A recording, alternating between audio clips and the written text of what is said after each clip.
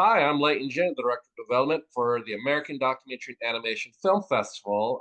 This is post 2025. Heidi Hornbacher is lovely, has been lovely enough to join me here for this post-op discussion of the festival. And Heidi's been a part of the festival for about, I think, 4 years, Heidi. Is that right? Yeah, 4 years. Yeah. So, first of all, thank you for doing this with me. And can you talk about how you first discovered AmDocs and then how we've maintained this relationship for years? I should mention that you've moderated a lot of the panels for us this year. Well, the last few years, I should say. But Yeah. let's go to the beginning, the genesis of your relationship with us. Sure. Well, in 2021, I had a short documentary that was on the festival circuit. It was called Arrow, The Stolen Life of an American Heritage Mustang. And it was the story of my friend's rescue horse, who she rescued this horse here in LA before he was about to be sold for slaughter. And she found out that he was a very special horse and that he'd been stolen 20 years earlier. So I Oh, filmed the reunion of him with the man he'd been stolen from. And it was just this really heartrending, like moving story. And um, I was so honored when AmDocs accepted the piece into one of the blocks, and I came out and not knowing anything really about the festival, and just had so much fun. Like the family, there really is a feeling of family at AmDocs, and so just I felt like I was well taken care of, and I got to network and met so many cool friends and people from like really high levels in the industry and just like people that were starting out. Like one of the people that came to see my film is like a National Geographic documentary director, like a super high ranking person. And he was like giving me some tips and, kind of shepherding me through the whole experience. And just the fact that, you can end up talking with people like that and friends with people of all these different walks of life from all these different countries is so special. So I was like, all right, clear my schedule. Every year I'm going to make a point to come out to AmDocs and just show up. And I kept showing up. And eventually Teddy handed me a microphone and was like, here, you should start moderating some of these panels because you have things to say. So I absolutely love it. I love sitting in the theater and like watching an incredible block of films I've never seen, picking out themes and pieces of craft and through lines that I can then lead a Q&A and really get to some stuff that's like underlaying, like deeper layers of stuff with the filmmakers. And it's just, I love it. I love who I get to talk to. I love leading the audience questions and just facilitating that experience for the filmmakers that have come after me. It's such an honor. now we should also say that you don't just do documentaries, but you do a lot of screenwriting. You're a screenwriting coach. First of all, let's talk about PageCraft and your company. Let's talk about that because I'm sure there's a lot of people kind of like you that want to write their own first screenplay or need help with their screenplays. Can you talk about what you do for them? I sure can. Thanks for asking. So I co-founded PageCraft in 2008. And my husband and I both had gone to UCLA and kind of got out into the world. We're like, we're screenwriters from UCLA. We know everything. And then it turned out we were like, oh my God, we don't know anything. How is this possible? And then I started reading for a bunch of contests and stuff. And I eventually co-founded the Slam Dance Script Clinic for that film festival and just was seeing the same mistakes over and over and over in scripts that I read in the clinic. And I finally was like, okay, what if we developed a curriculum that addressed all these issues, took in what we gleaned from our mentors at UCLA and beyond, and just made it really understandable and digestible for writers. So that's what we did. We created this really great 10-week curriculum or 10 time curriculum. We do this 2 week writing retreat in Italy every year. So it's 10 days, or we do it 10 weeks online every year. And have just had amazing, like I have had at least two people at the Slam Dance film festival where I just lectured a couple weeks ago come up to me afterwards and say even just that was more than they got out of their MFA that they're getting right Oh, now. So a lot of really great validation that like I'm onto something with like what writers feel is also missing from their education. mhm. And then of all these years you've done it, what's the best success story or some of your favorite success stories from people who've gone through your program? Oh gosh, I have so many. A couple years ago, my friend Kate Marks came through with a really incredible script called Cow of Queens, and that won the Nickel Fellowship that year. So I was really proud of that one because she's an exceptional writer. In 2013, Kate came through my online course. In 2013, in Italy, my friend Liz, who I'd never met before, but we became really good friends, Liz Hara showed up. We became such good friends. She went through our program. Um, and basically has had a meteoric rise. She's now got 4 Emmys to her name for Moon Girl and Devil Dinosaur and Sesame Street. Um, so like we have some really like big people that come through and workshop their scripts with us time after time, whether they're super high level writers or just new writers that want to learn the ropes. We're like, it's the same building blocks for every script. So I don't care if you've done it once or done it 100 times. You still need to go through the process. And it's a great cross-pollination watching the writers work with each other. But it is nice being able to say I have award-winning screenwriters in my alumni. Well, it sounds great because I know I've tried screenwriting in the past, and just for what the way I was doing it seemed very lonely. So the way you do it, with making it working with people and having all that feedback, I gotta imagine that's going to be really helpful and puts you on the right path. I Yeah. mean, just listening to you. It's like the weird thing about screenwriting is it's unlike any other craft, any other art form. You can't do it alone. Like, sculpting or painting or whatever, you do that by yourself. But screenwriting, you can't do it. You have to have people to bounce stuff off of and get perspective because you're not just juggling a visual medium where you can have your perspective, you're juggling human psyche. And there's so much to that that having people's other perspective really helps you get to the what you want to say with the message that you're putting on the page. So it's a refinement process. Now, you've done a documentary, you do the screenwriting. For you as a professional, when you come across a story, when did you decide, oh, it's a inspiration for you to write a screenplay? Or when do you think, oh, I should do this as a documentary? Do you Mm. have a clear dividing line on that, Oh, or is it sure. more of a feel? Yeah, I think they're very distinct for me. It's a story comes to me like someone says, "Oh, this is happening in my life right now," and I think, "Well, we should roll cameras on that because I can make that into a documentary." So that's a very different sort of like, is it happening now? Is it, a capsule? Is it a sort of thing with boundaries to it? Then that's the way to go. Uh, but then, my things for screenwriting are all over the place and crazy and like I don't think they would lend themselves to documentary very well because they are either wildly fictional about a talking dog who learns to sail. I can't make a documentary about that. That's a fiction story. So like that, or I have a pilot about the women who flew Spitfires for the British Air Mhm. Transport Auxiliary in World War II. Like I could probably make a documentary about that, like interviewing people, but I feel like Ken Burns already has all that stuff locked up. I don't need to do that documentary. I'm going to do a fictionalized story of the real people because then I can really show their heart on the screen in a way that a doc wouldn't. Yeah, I think I've come across stories. I don't know if people know I'm a former journalist, sports writer, but I've come across stories that I think would be amazing to tell, but they say, oh, we can't say because of this, because of that. It's just fictionalize it. Yeah. And so that's why I was kind of asking. So as we said, we just got through the 2025 festival, and you moderated a lot of films, and you've been in a lot of programs. Can you talk to me about some of the highlight films that you saw this year? Oh my God. I was literally trying to circle because there's so many great ones. I mean, like one of my favorite things even was the music video thing. I had so much fun watching what musicians are doing to craft. Super moved by Porcelain War. I hadn't been able to see it before the Oscars, and I just found it so beautiful and moving about what artists are doing there to get through, to survive and keep their humanity intact as artists. That was hugely moving. And we should Um, say there it's in the Ukraine where the war is going on, just to be yes, specific. Yes. sorry, No, correction. that's okay. That's what And I'm so here in for. detail.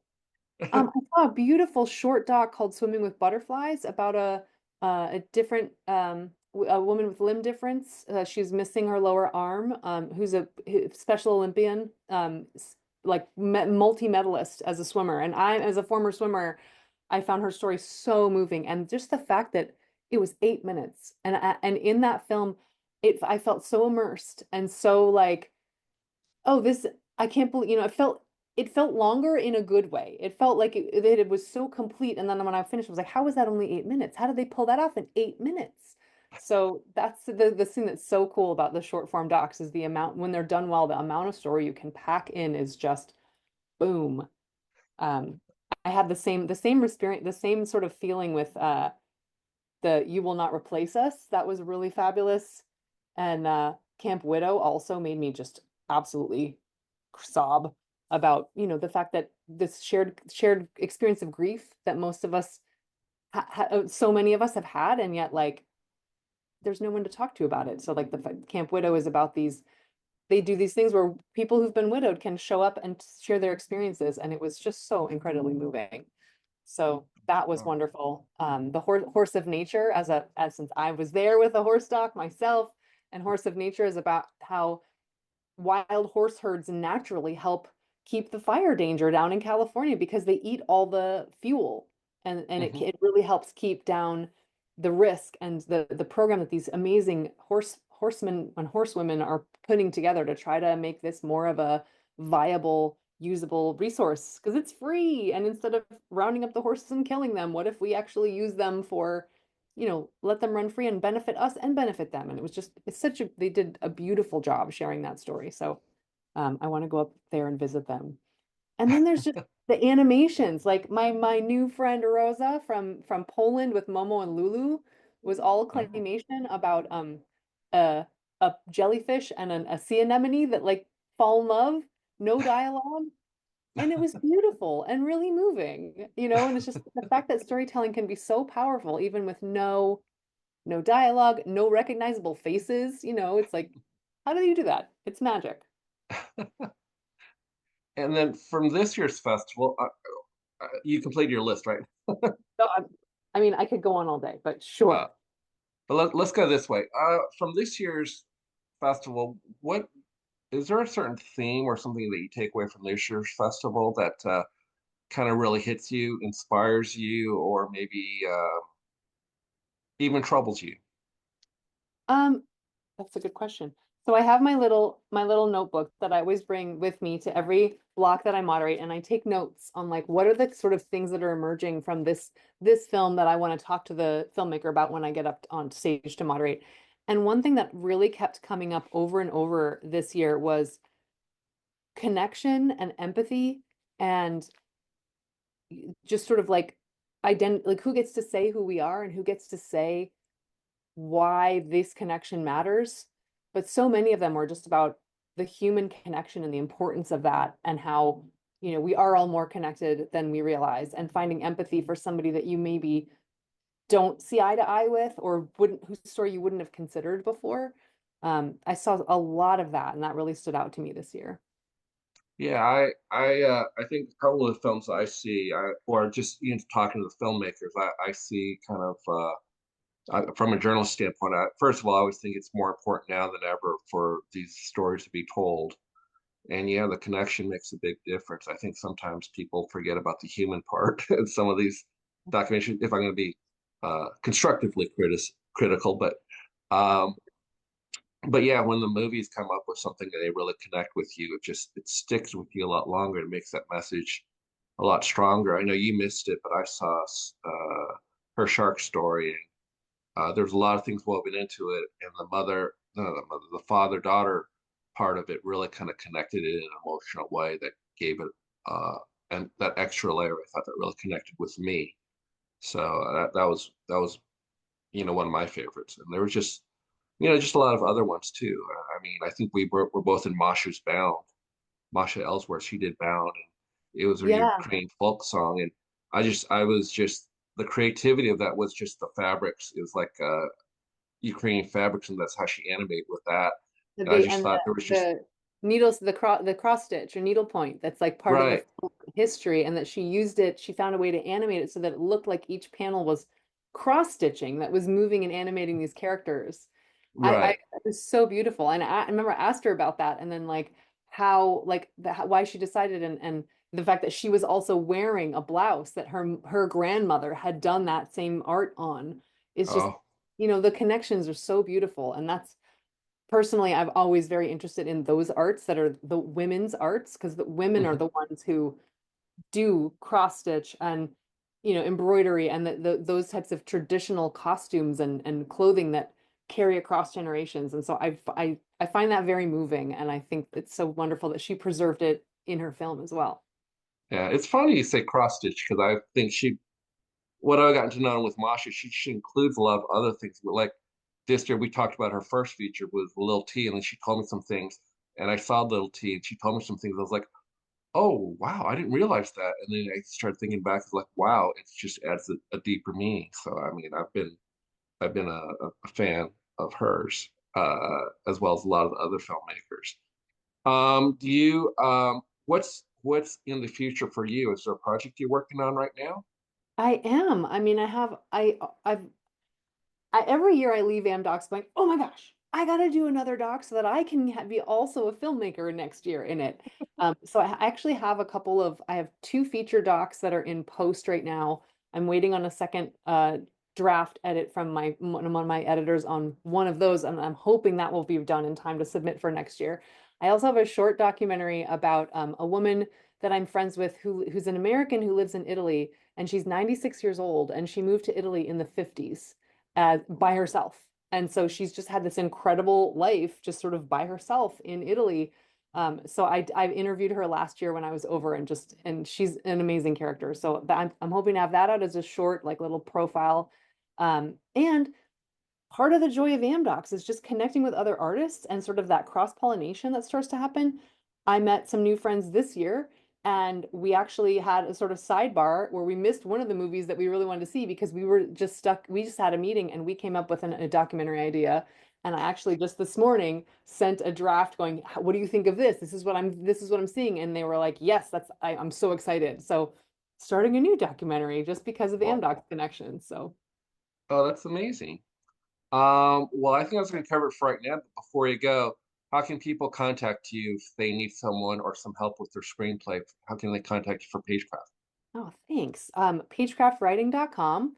We're also PageCraft Writing on Instagram.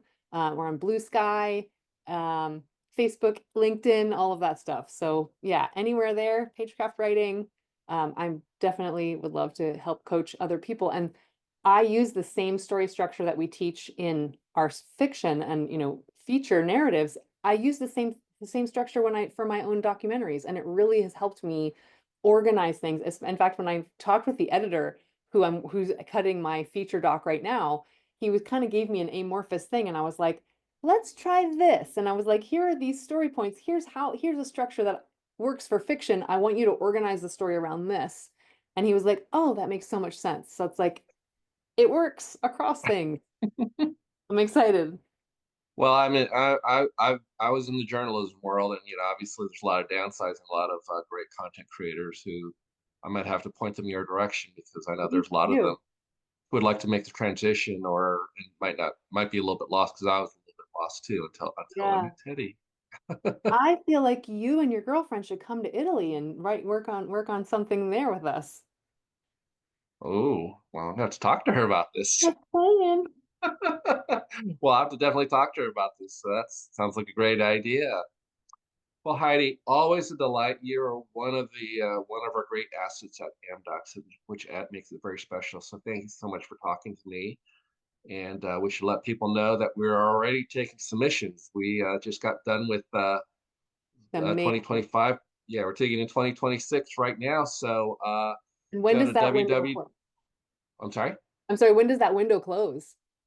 I believe I always tell people by the end of the year. I think it's really in January, but I'm Okay.